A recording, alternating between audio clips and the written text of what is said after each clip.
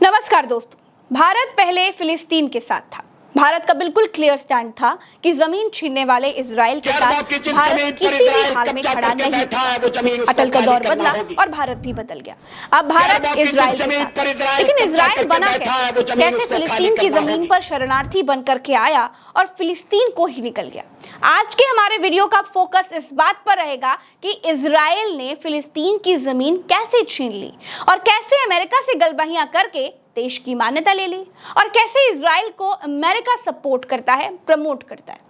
तो दोस्तों बिल्कुल शुरू से शुरू करते हैं जिससे पूरी बात आपको एकदम आराम से समझ में आ जाए। दोस्तों भूमध्य सागर और जॉर्डन नदी के बीच पड़ने वाले फिलिस्तीन को यहूदी, मुसलमान और ईसाई तीनों धर्म के लोग अपनी पवित्र जगह मानते हैं।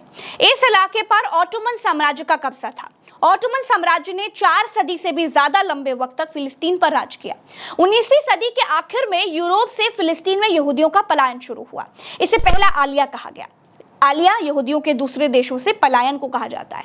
यह पलायन साल 1881 में यूरोप में हो रहे नरसंहार से बचने के लिए हुआ था। इसके बाद 1904 से 1914 के बीच दूसरा आलिया यानी पलायन शुरू हो गया और यह पलायन भी नरसंहार से बचने के लिए हुआ था। हजारों की संख्या में यहूदी फिलिस्तीन में आकर के बसने लगे। इस बीच यानी 1904 से 1914 के बीच ही चाइम वाइजमैन नाम का एक केमिस्ट और ब्रिटेन में यहूदियों का बड़ा लीडर पहली बार फिलिस्तीन जाता है। ये वहां के जाफा इलाके में एक कंपनी बनाता है जिससे फिलिस्तीन में इजराइल की नींव पड़ती है। इसके 3 साल के भीतर एक यहूदी नेशनल फंड बनाया जाता है जिससे फिलिस्तीन में यहूदियों की कॉलोनी बसाने के लिए जमीन खरीदी जाती है। इसके बाद मिर्ज बन आमेर में 60,000 फिलिस्तीनियों को अपना घर छोड़ने के लिए मजबूर किया जाता है। विरोध के बावजूद सालों तक फिलिस्तीन में यहूदियों की एंट्री का सिलसिला जारी रहता है। 20वीं सदी की शुरुआत में जब यहूदियों का पलायन तेज हुआ तो 1909 में पहले यहूदी शहर तेल अवीव की स्थापना हुई। इन सब के बीच ही पहला विश्व युद्ध भी शुरू हो गया।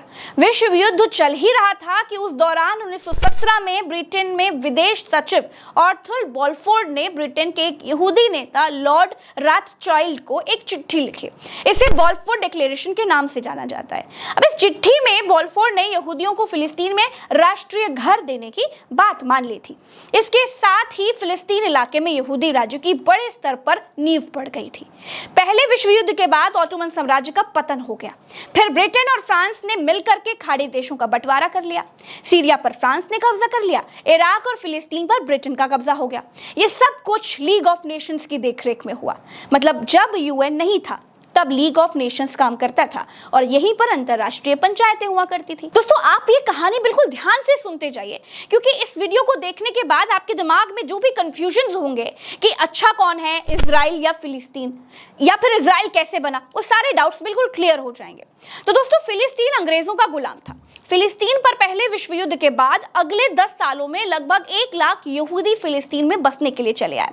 अब नतीजा ये हुआ कि 1936 से 1939 के बीच अरब में विद्रोह हो गया और ये विद्रोह मुस्लिमों ने किया क्योंकि वो अपने देश में घुसे चले आ रहे यहूदियों की खिलाफत कर रहे थे। यूरोप से जान बचाकर भागे यहूदी इस संघर्ष में लड़े।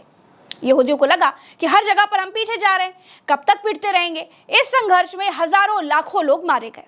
आखिरकार 1939 में ब्रिटेन ने फिलिस्तीन में यहूदियों के आने पर रोक लगा दी। इसी बीच दूसरा विश्व युद्ध भी शुरू हो गया। दूसरे विश्व युद्ध में यहूदियों के खिलाफ जमकर अत्याचार हुए। चुन चुनकर यहूदियों को मारा जाने लगा।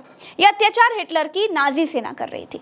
हिटलर की नाजी सेना से बचने के लिए यहूदियों ने फिर भागना तो शुरू किया, लेकिन दुनिया के बाकी मुल्क उन्हें अपने यहाँ शरण देने से बच रहे थे। फिर जगह कहाँ मिली जानते हैं? फिर जगह मिली फिलिस्तीन में। जब ये सब कुछ हो रहा था तब गुपचुप तरीके से एक आलिया बैठ नाम से एक आंदोलन भी चल रहा था। इसके जरिए यहूदियों को गुपचुप तरीके से फिलिस्तीन में बसाया जाने लगा।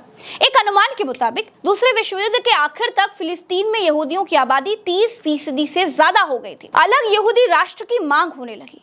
यहूदियों के लिए वैसे तो अलग देश की मांग लंबे समय से हो ही रही थी, लेकिन दूसरे विश्व युद्ध और नाजियों के हाथों यहूदियों के नरसंहार के बाद यह मांग और भी ज्यादा तेज हो गई। ब्रिटेन ने यहूदी और अरब प्रतिनिधियों के साथ बातचीत करके मसले को सुलझाने की पूरी कोशिश की, लेकिन बात नहीं बनी। यहूदी फिलिस्तीन को यहूदी और अरब देश में बांटने की मांग पर अड़े थे, जबकि अरब इसके खिलाफ में था।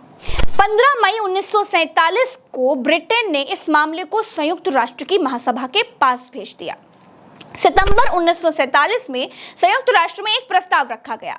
प्रस्ताव में एक अरब मुल्क और एक यहूदी देश की बात थी। 48% हिस्सा फिलिस्तीन को दिया गया और 44% हिस्सा इजराइल को दिया गया, जबकि यरूशलेम के 8% हिस्से की जमीन अंतर्राष्ट्रीय नियंत्रण के हिस्से में थी। दिसंबर 1947 में गृह युद्ध शुरू हो गया।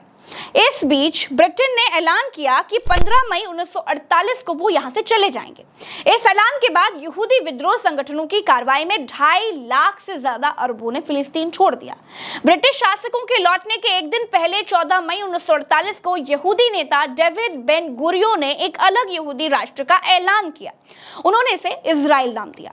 इजराइल के गठन के एक दिन के बाद ही मिस्र, जॉर्डन, सीरिया और इराक ने हमला कर दिया। ये पहला अरब इजराइल संघर्ष था दोस्तों। अरब और इजरायली सेना के बीच लगभग 1 साल तक संघर्ष चलता रहा। आखिरकार 1949 में सीज फायर का ऐलान हुआ और इजराइल फिलिस्तीन के बीच अस्थायी बॉर्डर बनी।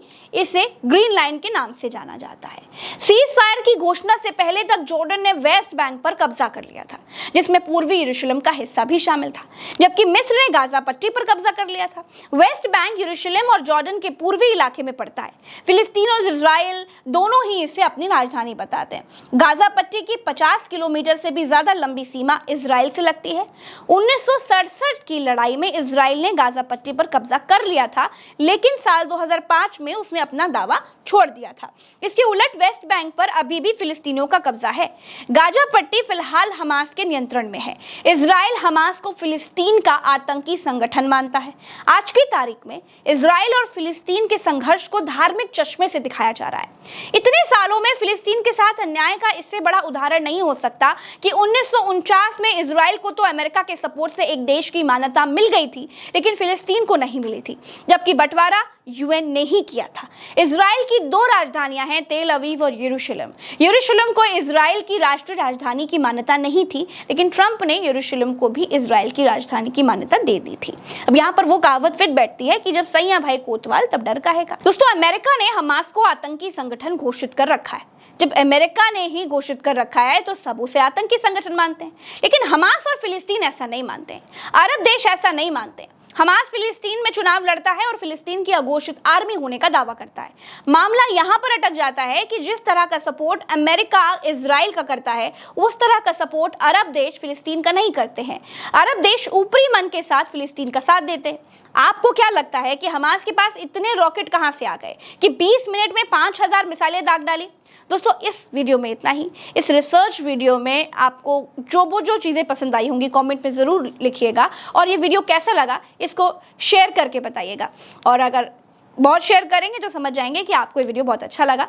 चैनल को सब्सक्राइब करना मत भूलिएगा। फेसबुक का पेज अगर देख रहे हैं तो फॉलो कीजिएगा। नमस्कार, राम राम, तो अस्सलाम, जय हिंद।